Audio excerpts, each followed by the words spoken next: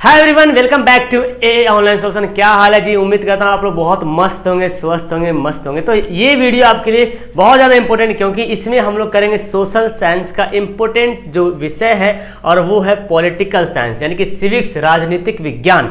और इससे भी एग्जाम में क्वेश्चन तो आते ही आते, क्योंकि ये विषय है तो क्वेश्चन आएगा।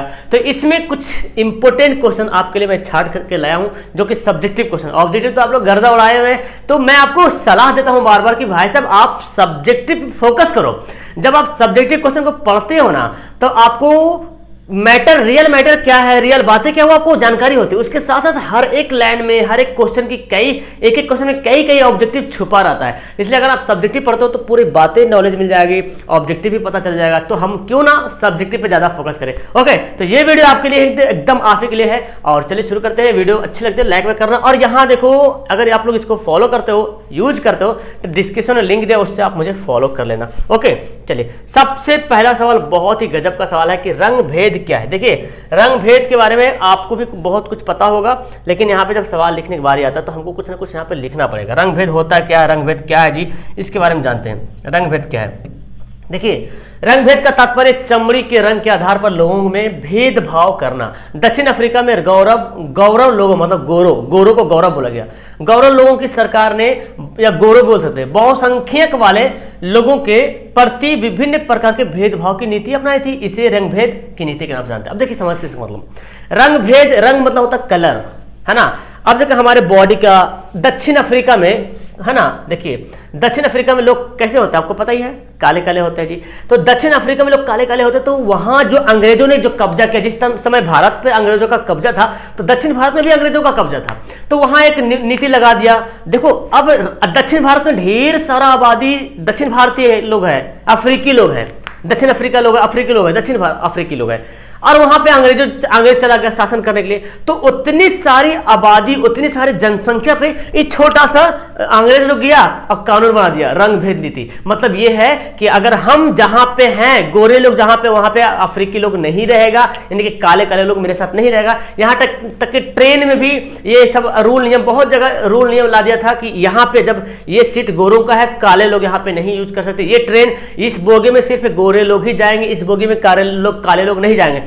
तो इसके आधार पे आपने गांधी जी के बारे में भी सुना होगा, है ना। गांधी जी एक बार जा रहे थे, उनको भी धक्का मार के गिरा दिया, बोले यार काले लोग कैसे घुस गया गोरे लोगों के पास साथ में, ठीक है ना। तो ये भी आपका कहानी सुना होगा। तो ये जो है दक्षिण अफ्रीका में गोरे लोगों की सरकार, मतलब अंग्रेजों की सरकार ने, जो बहुसंख्यक वाले लोग थे, यानी कि जो दक्षिण अफ्रीका में लोग ज्यादा थे, है ना, और उस पर एक कानून बना दिया था। विभिन्न प्रकार के भेदभाव की नीति अपनाई थी, मतलब कानून बनाया था, और उसी कानून को बोला गया रंग भेद नीति। अब अगर आपके एग्जाम में आता है सवाल कि रंग भेद नीति क्या है, तो नहीं बताइएगा, बिल्कुल बताइएगा सर कि रंग भेद नीति एक चमड़ी के रंग के जैसे, इसका रंग भेद नीति का तात्पर्य है, इसका मतलब यह है कि चमड़ी के रंग के आधार पर एक नया कानून बनाना। जिस तरह से दक्षिण अफ्रीका में अंग्रेजों ने, यानी कि गोरे लोगों ने दक्षिण अफ्रीका लोगों पर एक कानून बना दिया था, है ना।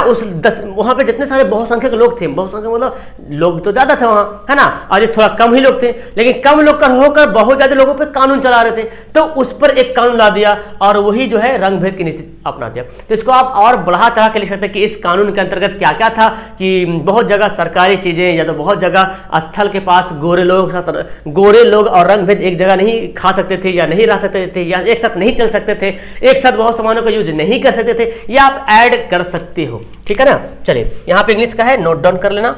चलिए आगे देखते हैं जी, आगे देख क्या बोलते हैं। यहाँ पे इंग्लिश का यहाँ भी आ गया। ये देखिए, समवर्ती सूची क्या है, ये देख लीजिए। समवर्ती सूची क्या है, पहले हम पढ़ लेते हैं, इसके बाद आपको हम समझाते हैं अच्छे तरीके से। देखिए, समवर्ती सूची क्या है? केंद्र और राज्यों के बीच शक्ति के बंटवारे के लिए निर्मित 3 सूचियों में एक ऐसी सूची है जिसके विषयों पर केंद्र और राज्य दोनों कानून बना सकते हैं, ठीक है, समझाता हूं मैं। परंतु विरोध की स्थिति में केंद्रीय कानून ही प्रभावी होता है। समवर्ती सूची में 52 विषय है। कितने विषय है इसमें? 52 विषय इसमें आते हैं। जैसे इसमें देखिए, आपराधिक कानून प्रक्रिया, सिविल प्रक्रिया, शिक्षा, विवाह एवं तलाक, श्रम कल्याण, बिजली। अब समझिए मतलब क्या होता है सब। देखिए, भारत में शक्तियों का जो बंटवारा किया गया ना, वो 3 आधार पे किया गया है। कितने आधार पे? 3 आधार पे। तो पहले तो एक तो हमारा समवर्ती सूची आ गया, एक है संघ सूची। क्या है? संघ सूची। एक है राज्य सूची, क्या है, एक है राज्य सूची और तीसरा है समवर्ती सूची। तो संघ सूची में ऐसा सब्जेक्ट है जिस पर सिर्फ केंद्र का ही अधिकार होता है, यानी कि सेंट्रल जो गवर्नमेंट है उसी का अधिकार होता है, सिर्फ उसको वही कानून बना सकता है, उसके बीच जो है राज्य हस्तक्षेप नहीं कर सकता है। समझ आ रहा है? जो मतलब जो भी कानून बनाने का अधिकार है वो सिर्फ जो है कौन कर सकता है, किसके अधिकार में, ये केंद्र सरकार के अंतर्गत आता है। और जो राज्य कुछ सूचियां ऐसी है, जो राज्य सूची के अंतर्गत कुछ ऐसा विषय है जो केवल राज्य सरकार कानून बना सकती है, केंद्र सरकार उस पर हस्तक्षेप नहीं कर सकती, इंटरफेयर नहीं कर सकती है ना, पैर में टांग नहीं अड़ा सकती है कि तुम ये कानून क्यों बना रहे हो, क्योंकि राज्य सूची के अंतर्गत जो जो विषय आएगा वो राज्य अपना खुद से करेगा। जैसे कि स्कूल बनाना, अब राज्य का अधिकार है कि स्कूल बना दिया, तो सरकार, सेंट्रल सरकार इसको नहीं बोलेगी यार तुमने क्या यहाँ बना रहे हो कि नहीं बना रहे हो, दबाव नहीं, राज्य खुद अपना तय करेगी, ठीक है ना। अब ये दोनों, तो देखो संघ सूची में केवल केंद्र के अंतर्गत आता है, राज्य सूची में केवल राज्य के अंतर्गत आता है। लेकिन समवर्ती सूची क्या होता है, केंद्र और राज्य दोनों के बीच शक्तियों का बंटवारा 3 सूची में हुआ है और उनमें से एक सूची क्या, समवर्ती सूची। इसमें क्या होता है, केंद्र और राज्य दोनों कानून बना सकते हैं, दोनों मिलकर कानून बना सकते हैं, ठीक है ना। क्या कर सकते हैं, दोनों मिलकर कानून बना सकते हैं। समवर्ती सूची एक ऐसा सूची है जिस पर जो अधिकार केंद्र का भी है और राज्य का भी है, दोनों मिलकर कानून बना सकता है। लेकिन कभी कभी ऐसा भी होता है ना, कोई कानून बनाया और राज्य बोला नहीं हम ये कानून नहीं मानेंगे, नहीं मानेंगे, नहीं मानेंगे, वो ऐसा विषय है जिसको दोनों मिलकर बना रहा, ठीक है ना। जैसे शिक्षा, मान लेते शिक्षा यहाँ पे है, या विवाह तलाक का मैटर आ गया, तो शिक्षा में कुछ नया शिक्षा नीति लाना है, सपोज नई शिक्षा नीति लाना है सरकार को, तो दोनों मिलकर कानून बनाएंगे। अगर राज्य बोलेगा भाई हम इसको बहिष्कार करते हैं, इसमें कुछ तब्दील आना चाहिए, बहस होता है, अगर दोनों में बहस होता है तो बोला गया अगर दोनों में बहस विरोध अगर होता है तो केंद्रीय कानून ही प्रभावी होता है, केंद्र की बात को ही माना जाएगा। तो भाई काहे को दिया फिर राज्य को क्या, जब तकरार हो ही जाएगी, प्रभावी हो जाएगा, इफेक्टेड हो जाएगा, दोनों में बहस हो जाएगी, अब इधर के इधर हो नैया पलटना है भाई, तो फिर तो वही चला जा रहा ना, फिर तो केंद्र के पास चला जा रहा, तो फिर ऐसे सोचिए मतलब क्या है, फिर भी दिया गया है। इसमें टोटल कितना 52, पहले 47 था, फिर बाद में ऐड किया 52, अभी वर्तमान में 52 है, पहले 47 था। आप चाहो तो लिख सकते हैं शुरू में 47 था, वर्तमान में 52 विषय है। जैसे कि आपराधिक कानून पर, कोई आपराधिक कानून किया उस पर प्रक्रिया चलाना, दोनों काम है ना, दोनों कर सकती है। सिविल प्रक्रिया, शिक्षा, विवाह तलाक हो, श्रम कल्याण हो, बिजली, तो ये सब क्या है, समवर्ती सूची है। अच्छा, संघ सूची का एग्जांपल आप बता सकते हैं, संघ सूची के जैसे कि केवल सेंट्रल गवर्नमेंट के काम आता है, सेंट्रल, जैसे हाईवे बनाना, हाईवे वगैरह है ना, सड़क होता है ना हाईवे, वो सेंट्रल के भी काम में आता है, जैसे बड़ा बड़ा हाईवे जो होता है वो, ठीक है ना। जैसे कि और भी ले लेना, जैसे कि आप बैंक ले ले, तो बैंक का ये राज्य का अधिकार नहीं होता है, ठीक है ना। और भी ले ले, जैसे कि आप स्कूल, नहीं स्कूल तो शिक्षा में आ जाएगा, बैंक हो जाएगा सेंट्रल के पास। आप रेल देख लीजिए, तो रेल क्या है, सेंट्रल के पास है। तो ये समझिए समवर्ती सूची, समझ गए, यानी कि दोनों, जिस पर दोनों का अधिकार होता है, दोनों मिलकर कानून बना सकता है। उस सूची के अंतर्गत जितने विषय हैं उन सभी विषय पर दोनों राज्य और केंद्र दोनों मिलकर कानून बना सकते हैं। लेकिन अगर किसी भी परिस्थिति में दोनों अगर तकरार होती है, बहस होती है, तो जो है केंद्र का ही बात को माना जाएगा। ओके, इसमें टोटल 52 सूची है, जैसे कि अपराध यहाँ पे पता चल गया। ओके, उम्मीद करता हूँ आपको बहुत अच्छी तरीके से समझ में आ गया होगा। चलिए, ये इंग्लिश वाले बच्चे जो है तो इसको स्क्रीनशॉट ले लेना, मैं यहाँ पे इसके अच्छा इसका भी स्क्रीनशॉट जिन्होंने नहीं लिखा, अच्छा मैं बता दूंगा, ये आपको मिल जाएगा, डोंट वरी, ये आपको मिल जाएगा, फ्री में मिल जाएगा, और जिन्होंने पीडीएफ पे किया उसका पीडीएफ में मिल जाएगा। ओके, देखिए दल बदल कानून, ये बहुत इंपॉर्टेंट है, दल बदल कानून। आपने ऑब्जेक्टिव में पढ़ा ना बाबू कि दल बदल कानून प्रक्रिया किस पर लागू होती है, सांसद और विधायक पे। तो ये दल बदल लागू क्यों किया गया, पहले पढ़ते इसके बारे में। जब कोई प्रतिनिधि किसी दल विशेष के चुनाव चिन्ह पर चुनाव लड़ते हैं और चुनाव जीतने के बाद उस दल को त्याग कर किसी दूसरे दल में सदस्यता ग्रहण कर लेते हैं, तो इसे दल बदल कहा जाता है। दल बदल की बढ़ती प्रवृत्ति को रोकने के लिए 1985-2003 में संविधान संशोधन किया गया, बदला गया, दल बदल कानून बनाया गया। इस कानून के द्वारा यह व्यवस्था की गई कि यदि कोई सांसद या विधायक दल बदल करता है तो वह सदन का सदस्य खो देता है, अब वो रहेगा ही नहीं सांसद। समझो, देखो दल बदल मतलब एक पार्टी से दूसरा पार्टी में चला जाना। जैसे कोई बीजेपी से चुनाव लड़ा, चुनाव जीत गया, सारे जनता ने बीजेपी वाला को, जैसे मान लीजिए यहाँ पे कोठा बोला हम बीजेपी से जीत गया, सारे जनता ने उसको समझ के वोट दे दिया, वो बेचारा किसी कारण से अब चला गया कहाँ, अब चला गया कांग्रेस में, चला गया सपोर्टेड कांग्रेस में चला गया। तो ये पार्टी का हुआ, बदल गया, ये दल का हो गया, बदल गया। तो पहले जब कानून नहीं बना था तो पैसा से बिक जाता था, है ना, पैसा से बिक जाता था, आया चला गया, कभी जिसके पार्टी में जाना था उसके अपने मर्जी चला गया, है ना, क्योंकि उस समय उसको नुकसान नहीं होता था। तो राजीव गांधी की सरकार उस समय 1950 राजीव गांधी की सरकार के टाइम में उन्होंने सोचा नहीं ये तो बड़ा गड़बड़ हो रहा भाई साहब, ऐसा नहीं करना चाहिए। तो नियम बनाया कि अगर कोई पार्टी सदस्य छोड़ के जाएगा तो उसका सदस्य ही खत्म कर देगा, मतलब उसका जो क्या बोलते हैं आयोग करार देगा, वो अब रहेगा नहीं, जाइए घर में बैठे, वो आम नागरिक हो जाएगा, नेता नहीं रहेगा। फिर वो जो सांसद या विधायक है वो अब विधायक का पद खत्म, अब नेता वो नहीं रहेगा, एक आम नागरिक हो जाएगा, ठीक है ना। तो यही बोला गया।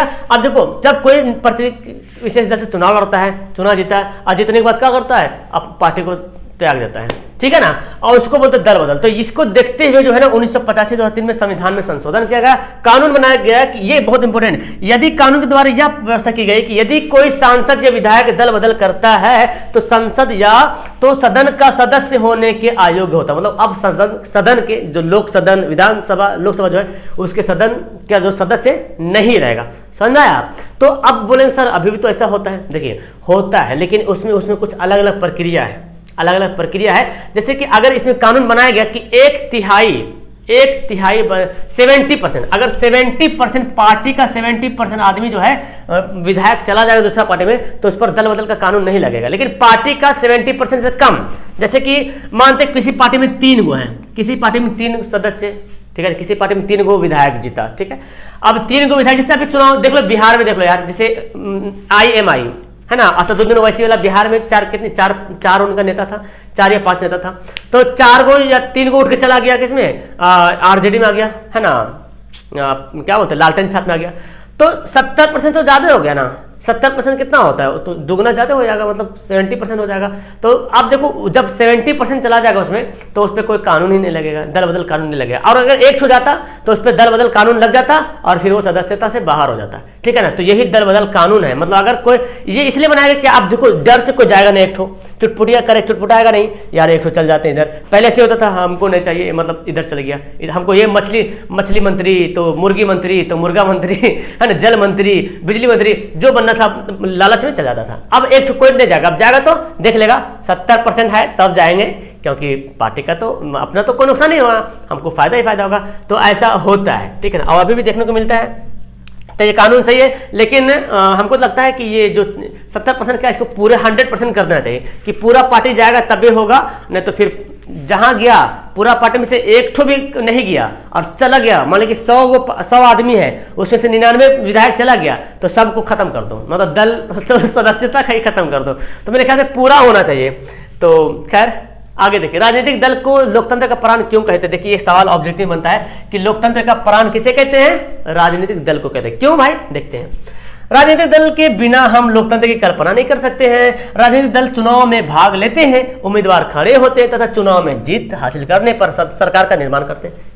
राजनीतिक दल करता क्या है, तो राजनीतिक दल, अगर राजनीतिक दल नहीं रहे तो लोकतंत्र की कल्पना नहीं करेंगे, क्योंकि राजनीतिक दल में जो नेता रहेगा, जो व्यक्ति रहेंगे, वो चुनाव में पार्टिसिपेट करेगा, एक नया चेहरा बनेगा, नेता बनेगा, और वो नेता खड़ा उम्मीदवार होगा, चुनाव में अगर जीत लेगा तो सरकार का निर्माण करेगा, एक नया सरकार बनेगा, ठीक है। ये जनता को राजनीतिक प्रशिक्षण देते हैं। अब देखो वो जो सरकार जीतती है तो जो नेता जो बनता है वो जनता को बताती है हाँ ये सही ये गलत है, मतलब पॉलिटिकल उसको क्या करता है, ट्रेन करता है। साथ ही सत्ताधारी दल के विपक्ष रहने वाली पार्टियां सरकार की गलत नीतियों की आलोचना भी करके उचित मार्ग प्रदर्शन करते हैं। जैसे देखिए बिहार में अभी नीतीश चाचा, जैसे माने कि कांग्रेस और बीजेपी में देख लेते हैं, तो अभी कांग्रेस तो सत्ता में है नहीं, मतलब है कौन, बीजेपी है। तो विरोधी दल बोला गया, अगर तो कांग्रेस वाला भी तो राजनीतिक दल ही है ना, उसका भी तो राजनीतिक दल है, और बीजेपी का भी राजनीतिक दल है। तो बोला गया सत्ताधारी दल के विपक्ष रहने वाली पार्टियां, जैसे सत्ताधारी दल मतलब जो बीजेपी पार्टी है और उसके खिलाफ कौन है, कांग्रेस है। तो अब कांग्रेस खोजेगा बीजेपी क्या नहीं कर रहा, ये सड़क नहीं बनवा रहा, ये शिक्षा पे ध्यान नहीं दे रहा, ये नौकरियां नहीं दे रहा, तो जो विपक्षी दल होगा उसको याद दिलाता रहेगा। तो मतलब ये जो जीती हुई पार्टी उसके लिए फायदा है, यार हमको याद दिला दे रहा, अपने ऑटोमेटिक याद दिला रहा, हाँ ये करना चाहिए, मुझे बता रहा ये करना चाहिए, मुझे ये करना चाहिए। तो मतलब बोला क्या, सीधी आलोचना, नीति की आलोचना करता है और उचित मार्ग प्रदान करता है कि भाई आपको ये करना चाहिए, आपको ये करना, ये गलत काम हो रहा है, ये सरकार गलत काम कर रही, उसको तो ये करना चाहिए, उसको तो गरीबों को गेहूं चावल बांटना चाहिए, राशन बांटना चाहिए, ऐसे बोलते कि नहीं, विपक्षी दल बोलते हैं, अक्सर बोलते हैं, लेकिन खुद जब बन जाता है तो फिर वो खुद भूल जाते हैं। होता होता है कि नहीं, ऐसे भी होता है। आपके देखिए मुखिया का चुनाव होता है तो एक एक गांव में 2-2, 3-3, 4-4 मुखिया उठ जाता है ना। अब कोई जीत गया तब जो हारा हुआ है वो बोले ये गलत कर, नाली नहीं बनवा रहा तो सड़क नहीं बनवा रहा तो गरीब को राशन कार्ड नहीं बन रहा, आधार कार्ड नहीं सुधर रहा, पैन कार्ड खराब होया हुआ, किसी का वोटर आईडी कार्ड नहीं बन रहा, और तो आलोचना कर रहा। लेकिन जो जीता उसको एक रास्ता प्रदान कर, हाँ ये सही बोल रहा, चलो बनवाते हैं। लेकिन वही काम जब उस पर लागू होता तो भी वही भूल जाते लोग, वही करते हैं। तो इसे बोलते हैं लोकतंत्र। अब अगर सोचो अगर यही नहीं रहेगा तो काम कौन करेगा, पार्टियां ही नहीं रहेगी तो फिर बिजली विभाग का जो मंत्री है या तो कोई भी है जो भी हमारे काम के लिए रोजगार हो चाहे जो भी हो वो काम कौन करेगी, पार्टियां की मदद से ही काम होती है। इसलिए बोलता है कि राजनीतिक दल होना जरूरी, लोकतंत्र का प्राण। अगर राजनीतिक दल ही नहीं रहेगा तो लोकतंत्र में रहेगा कौन, है ना। लोकतंत्र का प्राण ही खत्म हो जाए, नेता ही नहीं रहेगा तो फिर कानून कौन बनाएगा, देश का कानून कौन बनाएगा। क्योंकि देश का कानून ही तो राजनीतिक दल ही तो बनाता है ना। जो नेता जीत के जाता है संविधान में, विधानसभा में, लोकसभा में, वहां कानून बनता है, कानून बन के फॉलो किया, लागू किया जाता है। तो ये कानून कौन बनाता है, जो राजनीतिक दल का जो नेता चुना जाता है, जो जीत हासिल करती है वो कानून बनाती है, ठीक है। इसलिए बोलते हैं लोकतंत्र का प्राण। जी चलिए इंग्लिश वाला इसको नोट डाउन कर सकते हो, ऐसे मैं बता दूंगा इसको मिलने का पता। ये है लोकतंत्र से आप क्या समझते हैं, बहुत अच्छा सवाल है जी। लोकतंत्र से आप क्या समझते हैं, क्या जानते हैं। देखिए लोकतंत्र का अर्थ है जनता का शासन। लोकतंत्र मतलब जनता का शासन। लोकतंत्र में जनता स्वयं शासन कार्य में भाग लेती है, वह अपने प्रतिनिधियों को चुनाव करती है, चुनती है, हाँ हमको ये चाहिए, हमको ये नेता चाहिए, ये अच्छा नेता चाहिए, है ना। सरकार जनता की प्रतिनिधि सभा के प्रति उत्तरदायी होती है। अब जो सरकार जो जीत जाती है ना, जैसे मान लीजिए बीजेपी, लोगों ने बीजेपी को जिता दिया, तो अब बीजेपी पार्टी जो है जनता के उत्तरदायी है। अगर जनता का काम नहीं करता, जनता उस पर आलोचना करेगी कि आपने ये वादा किया, पूरा नहीं किया, है ना। उत्तरदायी मतलब जिम्मेदार होते हैं। इस प्रकार लोकतंत्र की सबसे अच्छी अगर डिफिनेशन देखा जाए तो अब्राहम लिंकन, आप तो पता है अब्राहम लिंकन की परिभाषा, लोकतंत्र उनके अनुसार क्या है, लोकतंत्र जनता की, जनता द्वारा और जनता के लिए सरकार है। ये अब्राहम लिंकन के द्वारा दिया गया परिभाषा है। तो समझ में आए लोकतंत्र क्या समझते हैं, लोकतंत्र से आप समझते क्या है। देखिए लोकतंत्र का मतलब हो गया जनता का शासन, ये आपका इंपॉर्टेंट यहाँ पे होगा, जनता का शासन। अब लोकतंत्र में करता क्या, लोकतंत्र में जनता स्वयं खुद से शासन कार्य में भाग लेता है कि नहीं। जैसे हमारे घर में मुखिया का चुनाव हुआ या गांव में, तो अब लोग उसे पार्टिसिपेट कर रहा, भाई सब इसको जिताएंगे, तो ये शासन हो रहा, ये राजनीतिक हो रहा, इसको जिताओ, इसको हराओ, इसको जिताओ, ये राजनीतिक हो रहा, ठीक है ना। अब वह अपने प्रतिनिधियों को चुनती है, मेरा नेता कौन होना चाहिए, ये मेरा नेता होना चाहिए, है ना। आपकी क्या बोलते हैं, आपकी सरकार कैसी हो सरकार जनता की प्रतिनिधि सभा के उत्तरदायी होता है। अब जो सरकार बनेगा वो जनता के प्रति जिम्मेदार होगा, जनता के हर काम को मानेगा, हर बात को मानेगा, उसके हर प्रॉब्लम को दूर करने की कोशिश करेगा। इस प्रकार लोकतंत्र की सबसे अच्छा डिफिनेशन जो है अब्राहम लिंकन ने दिया था कि लोकतंत्र जनता की, जनता द्वारा और जनता के लिए, जनता के लिए ही बना है और जनता की ही लोकतंत्र है, और जनता क्या है, जनता द्वारा ही बनाया गया है, ठीक है। तो यही आपको बताना है लोकतंत्र से आप क्या समझते हैं। तो बातों को समझ लीजिए, मैं समझा रहा हूं, बाकी आप तो लिखने में तो माहिर है, अपना अच्छे से एक्सप्लेन कर ही लेते हैं जी। चलो आखिरी सवाल यह है कि सूचना का अधिकार कानून लोकतंत्र का रखवाला है। भाई साहब सूचना का अधिकार कानून लोकतंत्र का रखवाला कैसे है। सूचना का अधिकार आपने पढ़ा है कि सूचना का अधिकार जो है 2005 में लागू किया गया था। तो लोकतंत्र को क्यों सेव करता है, लोकतंत्र को रखवाला क्यों माना जाता है। देखिए सूचना का अधिकार अधिनियम 2005 लोकतंत्र का रखवाला बन चुका है। कैसे भाई, इससे प्रत्येक नागरिक को यह अधिकार मिल गया है कि वह विभिन्न समस्याओं के समाधान की दिशा में सरकार के द्वारा किए गए कार्यों की जानकारी प्राप्त कर सकते हैं। यानी कि 2005 में जो सूचना का अधिकार कानून अधिनियम पारित हुआ, इससे फायदा यह हुआ कि जनता जो है ना, जो पब्लिक है, जो नागरिक है, उसको एक अधिकार मिल गया, एक कानून मिल गया कि सरकार कर क्या रही है ना। ये बिजली बिल पास हुआ, सपोज डेट कोई पास हुआ, मतलब रोड बनाने का रास्ता पास हुआ, तो इसमें कितना पैसा लगा, सरकार को हक, जनता को हक है कि पूछे कितना पैसा लगा, किधर से हो सकता, कितना दिन तक काम होगा, कितना, ये जनता का अधिकार है। लेकिन आजकल कोई पूछता है कहाँ, डर से नहीं पूछता है ना। तो बोलता क्या, विभिन्न समस्याओं के समाधान के लिए सरकार के द्वारा किए गए कार्यों की जानकारी प्राप्त करें, उससे संबंध किसी भी अभिलेख की मांग करें। कोई डॉक्यूमेंट मांग कर सकता है कि दिखाइए हमको डॉक्यूमेंट कितना पास हुआ यहाँ पे, है ना।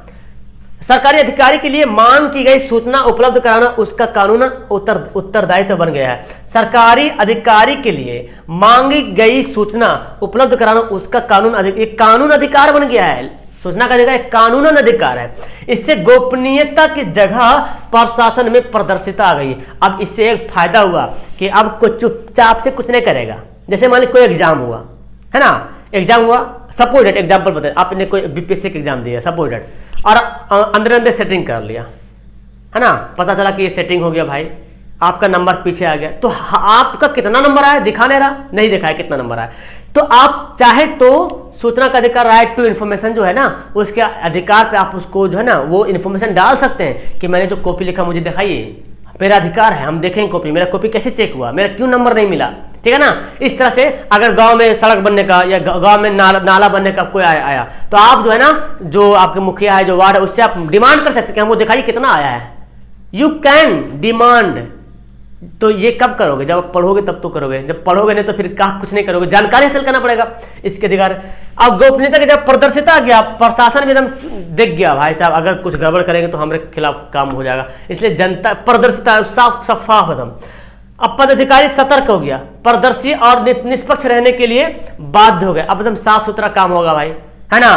तो ये हुआ, यही मतलब हम जनता जो अधिकार जनता को दिया गया, जैसे कि हम कोई भी है, कुछ भी हो रहा है ना, तो अब मेरे खिलाफ कुछ काम हो रहा है या हमको लग रहा है ये काम सही नहीं हो रहा है ना, हमने किया तो उल्टा काम हो रहा, अनुचित हो गया, तो हम उसके खिलाफ एक्शन ले सकते हैं इसके अनुसार, है ना। कानून अधिकार जो है 2005 सूचना का अधिकार अधिनियम से अनुसार हम जो है उस पर रिएक्शन कर सकते हैं, हम सरकार से पूछ सकते हैं कि मैंने जो दिया था वो कहाँ गया अभी तक, है ना, कुछ नहीं हुआ, मेरा काम नहीं हुआ, तो यू कैन आस्क है। तो यही था सूचना का अधिकार अधिनियम। मेरे ख्याल से आप इसको 2-3 बार पढ़ोगे, सवाल समझ में आ रहा है नॉर्मल से। मेरे को लगता है कि मैं जैसे समझा रहा हूँ ना, अगर आप ना दीवार के सामने खड़े हो जाओ, चाहे दीवार के सामने कोई नहीं हो, समझ लो अभी मैं जो पढ़ा रहा हूँ आप लोग के सामने कैमरा खड़ी हुई है, आपको तो मैं देख नहीं रहा हूँ, ठीक है ना, कैमरा खड़ी हुई है, अब मैं कैमरा को समझा रहा हूँ, तुम्हारे पास कैमरा है ना, तो दीवार तो है ना, दीवार को समझाओ, इस तरह से बोर्ड पे लिख लो, और नहीं तो कॉपी रख लो हाथ में, ऐसे हाथ में एक कॉपी रख लो ऐसे हाथ में, है ना, और पढ़ो और समझाओ उसको, समझो कि आगे तुम है, आगे कोई ऑडियंस है, तुम्हारा स्टूडेंट, ऐसा समझो। और मैं पक्का बता रहा हूं कि आपको 100% समझ में आएगा,